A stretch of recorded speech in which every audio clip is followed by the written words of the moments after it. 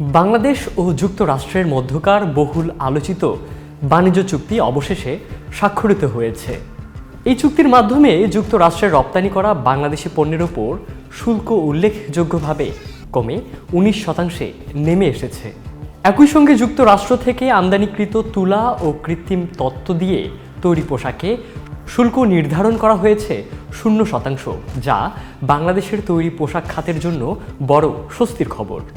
গতকাল সোমবার 9 ফেব্রুয়ারি বাংলাদেশ থেকে ভার্চুয়ালি যুক্ত হয়ে চুক্তিতে স্বাক্ষর করেন জাতীয় নিরাপত্তা উপদেষ্টা ডক্টর খলিলুর রহমান, বাণিজ্য উপদেষ্টা শেখ বশিরউদ্দিন এবং বাণিজ্য মন্ত্রণালয়ের সচিব মাহবুবুর রহমান।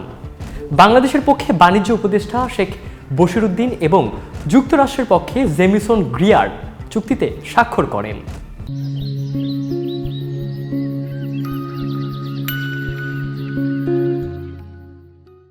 যুক্তরাষ্ট্রের প্রেসিডেন্ট ডোনাল্ড ট্রাম্প 2025 সালের 2 এপ্রিল 100টি দেশের ওপর বিভিন্ন হারে পাল্টা শুল্ক আরোপের ঘোষণা দেন।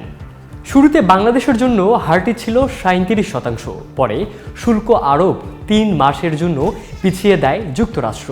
ঠিক 3 মাসের মাথায় 2025 সালের 7 জুলাই বাংলাদেশের উপর আরোপিত শুল্ক 37 থেকে 35% নামানোর ঘোষণা দেন ট্রাম্প।